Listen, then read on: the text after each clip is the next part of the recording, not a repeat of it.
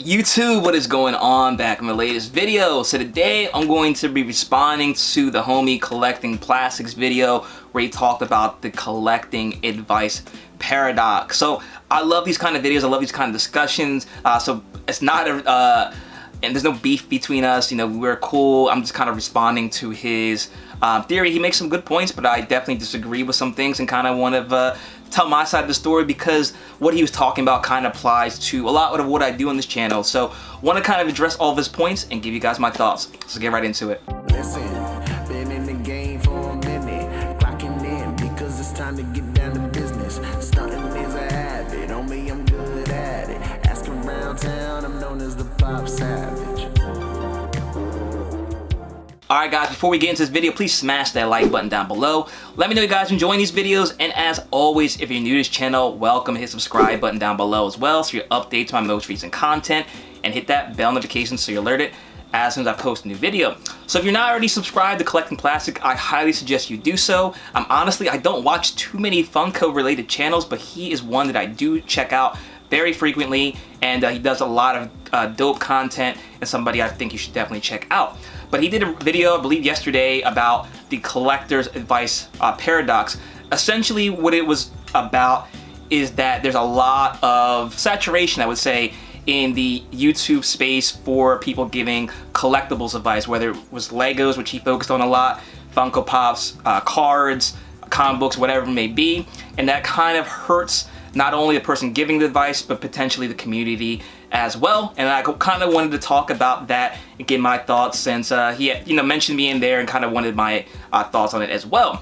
So the first thing I think I kind of need to explain is why I make the investing videos, as far as speculation Saturdays or whatever else it may be. So the reason why I started to make these videos was I identified something that was different in this hobby. When I came into the Funko collecting hobby, it was really just revolved around fun and what was cool, wasn't cool. But it was really weird to me that people and every other collectible hobby, like sneakers or comic books or trading cards, whatever it was that I was collecting before and still do collect, there was always an understanding that what you were collecting was valuable and could be worth something later on, further down the line. And my feeling in this community was that not a lot of people were looking at it the same way. And I kind of wanted to bring awareness to that we are collecting something that we may be on just the tip of the iceberg as far as value later down the line.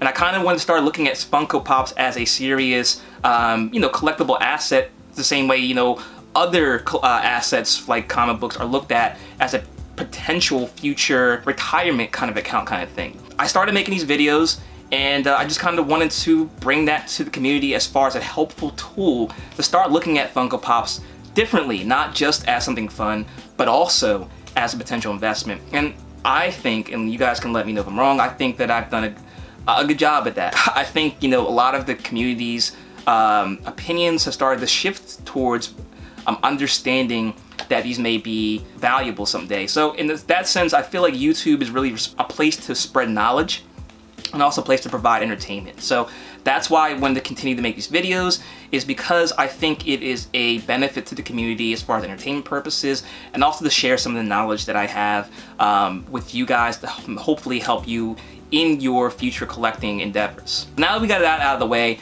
I kind of wanted to talk about a point that Collecting Plastic made on his video. So a lot of what he was talking about is you're kind of giving up the gig when you're in my place. I'm suggesting Funko Pops to you guys that may be hurting myself as far as capturing any of the upside potential and value, or maybe even spreading hype that shouldn't necessarily be in the community.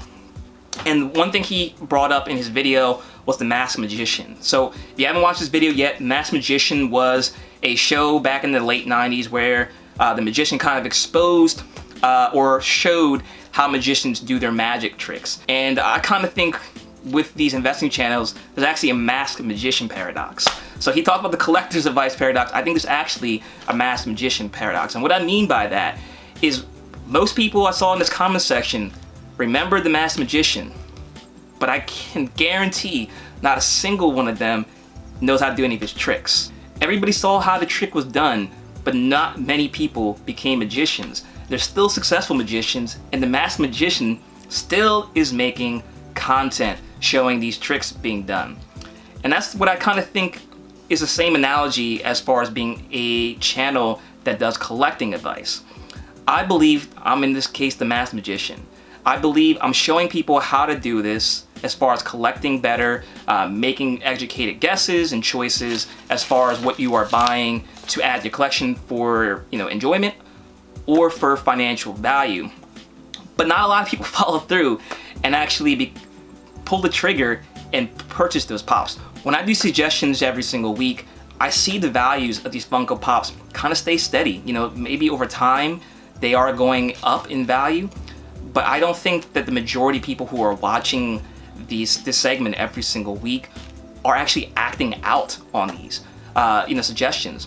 I'm subscribed to a lot of other investing channels, not Funko, but I've stocks and cards and whatever you have, collectible, and a lot of times they're a lot bigger channels than me, and they don't move the market either. I think the real paradox in the collectible space is that we may be suggesting a lot of stuff as far as advice for what to collect, but there's a small minority of people that are actually following through with the collecting advice. I know that going into it, and I know that as proof from the suggestions I make and the price trajectory of those products. I don't feel as though most people are taking advantage of these suggestions. I think there's a small majority of people that are benefiting from it, and that's who I am making these videos for. I think those are the people in his analogy who end up becoming the magicians, and they're successful still.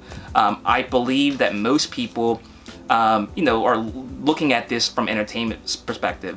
And the reason why I know that is the comments on the videos. I get a lot more comments of people saying that the suggestions that I put out there don't really fit them. They don't fit into their collection. It's too expensive. They don't agree with it, whatever it may be. And also, I get a lot of people making suggestions in the comment section of things I've already talked about and already suggested or said it wasn't a good idea. So I don't believe that when you are making investment channels such as myself or somebody else in another collectible hobby, that the mass majority of people are actually following through on this. Now, it may be different for Legos, like he said. I think a lot of those other collectible channels, like we have the Pokemon hype and the sport card hype, I think it's because people are jumping the gun. I think people are trying to hype things up that haven't come out yet, and they aren't really proven to be investable. And I try my best not to do that with things that are not released yet, unless I really believe that it's a can't miss product. You don't see me suggesting stuff like that very often at all. So I do believe that we're dealing with like a masked magician paradox where I do believe that somebody is out there giving the gig, such as myself, but I don't think as many people are following through and actually becoming magicians. So to touch a little bit more on the hype aspect of it, I've always told you guys in my videos at least that I've always focused on the downside. I don't believe I'm creating a hype. I've always talked about things that are not being produced any longer or things that are long term. I talk about it pretty frequently in my videos that I think Funko Pops are a long-term investment. I think we're at the tip of the iceberg as far as a collecting hobby. I don't think we have had any kind of influx in cash as far as whales coming in and actually buying up large collections or large quantities of Pops for investment purposes. I think we're at the very beginning of this collecting hobby. Some people disagree, some people think it's Beanie Babies, but the whole premise of the Speculation Saturday segment is it's a long-term investment. So I don't believe I'm creating a false sense of hype, and I always focus on with you guys the downside risk. If I'm suggesting a Pop, which I do pretty frequently, that's $10 to $15, I don't think you're gonna be mad at me in 2 and 3 years if for whatever reason that Pop is worth $8. It's not really gonna go to zero ever. And I think it's responsible for me to make sure that I am responsible to you guys as far as suggesting things that I think have minimal risk. And I think a lot of what goes into play with other collectible investing channels, such as the Lego ones or sports cards and stuff, is things that have a lot more risk involved and risk attached. I think that's when you kind of blur the lines between being entertaining and knowledgeable and responsible. And I've always tried to, at least for my channel, make sure you guys are aware of the risk. And another thing I wanted to touch on that kind of coincides with buying into the hype or believing in the hype is the most cliche thing when it comes to these investing channels such as myself. Is the thing we all say, you're probably already guessing what it is do your own research. And I don't believe that most people out there understand how important that is. You gotta understand, I'm just a guy with a bunch of Funko Pops that is making my best educated guess. That's not really investing advice. If you're looking for investing advice, seek a licensed financial advisor. That's not myself. I am giving you my best educated guess as far as what I believe that is going to go up in value. Am I biased as far as what things I think are going to go up? Of course, everybody is, and that's why it's responsible for you to do your own research before you make any financial decision. And that's why I think it's not irresponsible. I don't think he really mentioned it if it was irresponsible for investing channels to be putting out this advice, but I kind of wanted to touch on that level of responsibility that the channels, the YouTube creators have in this role. This is an adult channel. Every single video I have, I mark not for kids. I think we are all adults here. The majority of my audience, my analytics says these are adults. I think it's irresponsible as an audience to not do your own research. I mention it very often, and I think that's the most important takeaway if you're listening to any investment advice channel. It's the ball's in your court. You definitely have to be responsible for the choices you make. I can only lead you to the water. It's up to you if you're going to drink it or not. Another thing Collecting Plastic mentioned in his video was that these YouTube channels, investing channels, create competition. And that's where I kind of disagree. That's the point that I most disagree with. And that's because I don't believe that people are actually, like I said, following through with this. But I don't think people are in it for the long term. I think most people do not invest long term, in stocks, in collectibles, and whatever it may be. I think people are quick to pull the trigger because life happens. And I don't think I'm creating competition because what I'm telling you guys and also what I'm doing myself is I'm in it for the long haul. I don't make rash decisions, I don't make emotional decisions, and I don't think you guys should as well. If I'm suggesting a pop and I don't have it in my collection, and I suggest it to you guys, I know I'm taking on that risk. And if there is something that, goes up in value and, people are always concerned about helping the flippers. And that's something that's always confused me. And it's because the flippers in any hobby, investing, whatever it may be, aren't the ones to make the real money. So I've never thought about flippers when I do this channel or make this segment, is because they're not my competition. I don't believe that it's ever too late for certain things to buy. If it's something I'm suggesting to you guys that I think's going to be a long-term investment, it's always a good time to buy. Things in collectible hobby or real estate or whatever it may be are always long-term purchases. If the price makes sense that it's going to go up from that point 10 years down the line, it's still a good buy to me. And I don't think it creates competition as far as making these videos and giving people the game and giving up the gig, because it's honestly, I'm not concerned about what anybody else is doing, because I'm doing what I think is best for myself. Instead of competition, what I think this creates is copycats. I've seen other people start doing these segments, and it is what it is. But I think that's where the danger comes in. And that's where it comes down to doing your own research. There's going to be other people that are in this community, in this hobby, that are going to start making similar videos because they already have. And it's up to the community to decide, who they most believe in or what they most believe in. It's totally up to the community as far as processing that advice, because there's people that are going to be good at it. I don't think I'm the king of investing advice by any means in the Funko hobby. I think there's other people who may have good advice as well. There's also going to be people who have bad advice, and that's something I believe it's up to the adults to kind of sort through and sift through to make sure you're getting good advice and making sound decisions. And one last thing I wanted to end on, and it's kind of something he talked about in his video as well, was giving up the game and doing it all for free. That's one thing I tried to make clear a couple times in my video, is the stuff I'm giving you, the advice I'm giving you is free. And you should understand that that is what it is. I've talked about before, I suggested before that I could do, one-on-one things for memberships, maybe investing advice where it's a little bit more detailed, a little bit more personalized. And that doesn't seem like this is the community that's interested in that. And I completely understand. YouTube is a place that people are looking for entertainment and quick knowledge. And I just hope that everybody understands that you're watching my videos or anybody else's videos, that is the information you'll be giving for free.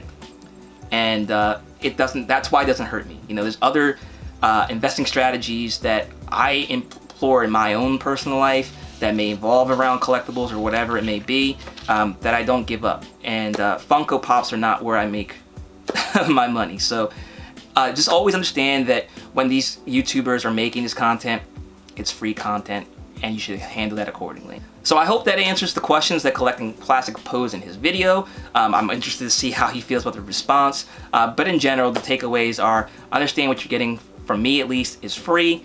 Understand it's really important that you do your own research.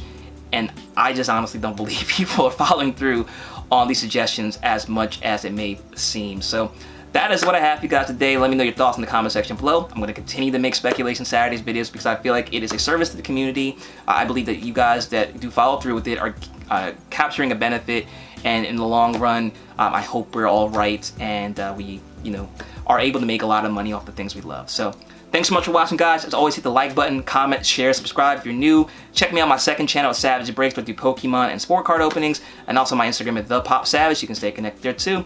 Thanks again for watching. Till next time, I'll see you later.